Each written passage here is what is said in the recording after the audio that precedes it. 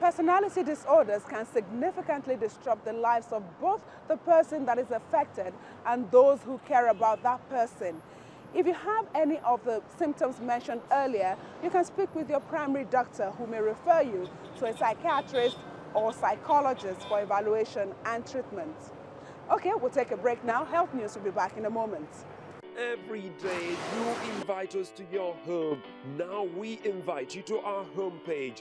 Join Channels TV on social media. Hang out with us on Google Plus/Channels Television. Follow us on Twitter.com/Channels TV_NG. Friend us on Facebook.com/Channels Forum. And don't forget to like our page. That's not all. Subscribe to our YouTube channels, youtube.com/Channels Web, to get constant video updates on news and events in Nigeria and around the world.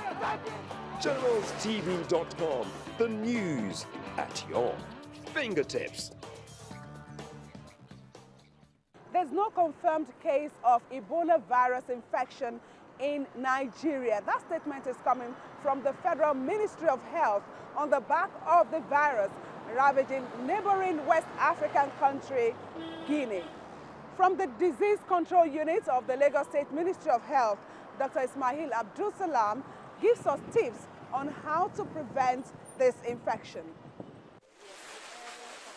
Although the deadly Ebola outbreak in Guinea remains in a limited geographic area, according to the World Health Organization, 83 people have died in suspected cases of Ebola in the country, an infection which is spread by close contact and kills between 25 and 90% of its victims.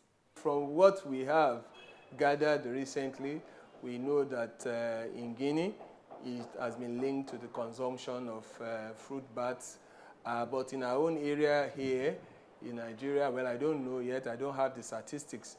But that being, what they should do is that maybe we should avoid contacts with these animals. And if there are people that are already eating it, maybe for a while now, within this particular period, they should avoid the consumption of the fruit bats. That is what we have, at least as far as the evidence we have now. And there are some people too who are within the game reserves centers who have, close contact with chimpanzees and monkeys. There is possibility of migration. So that too, we need to take caution because they have also been linked to, transmit this particular virus, that is the Ebola virus.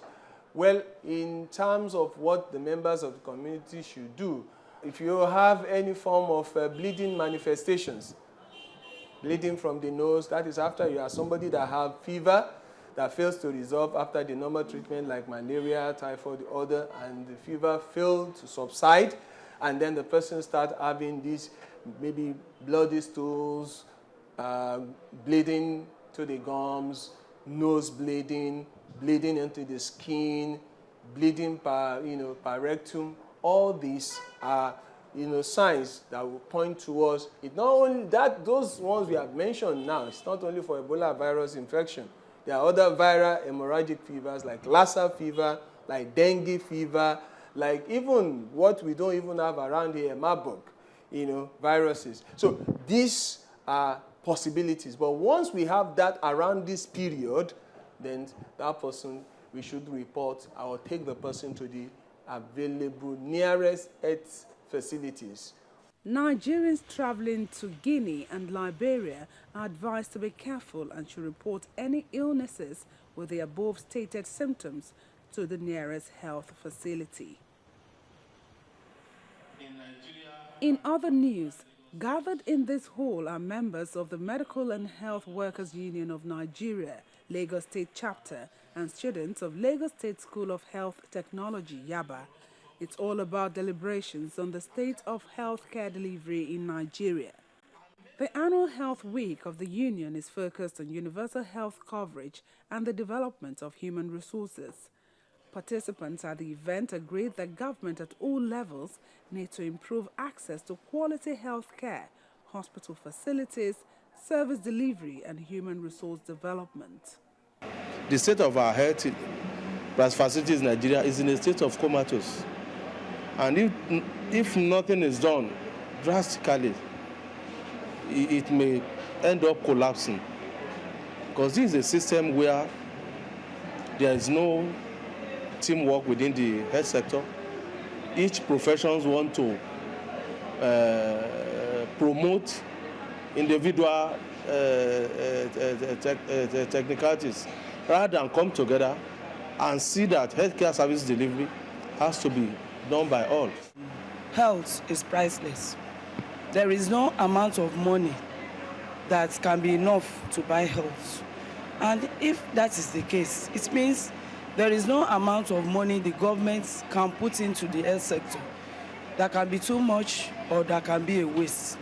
It then means that the standard will continue to improve, and it will afford the health workers to put in their best and make sure that the citizenry of Lagos State, for example, gets optimum service from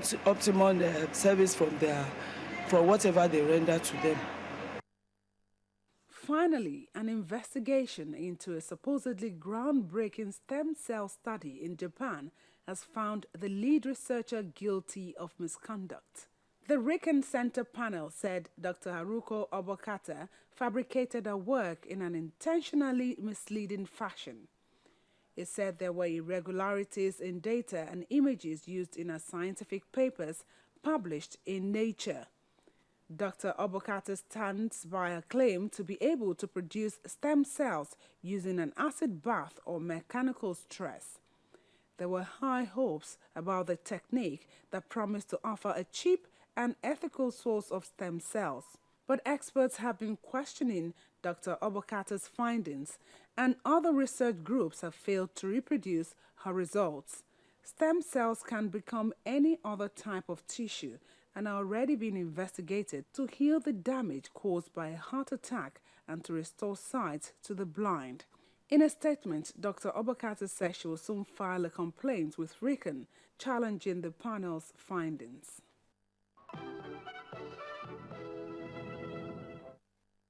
This is where we have to leave it this week on Health News. Thank you so much for sharing your time with us.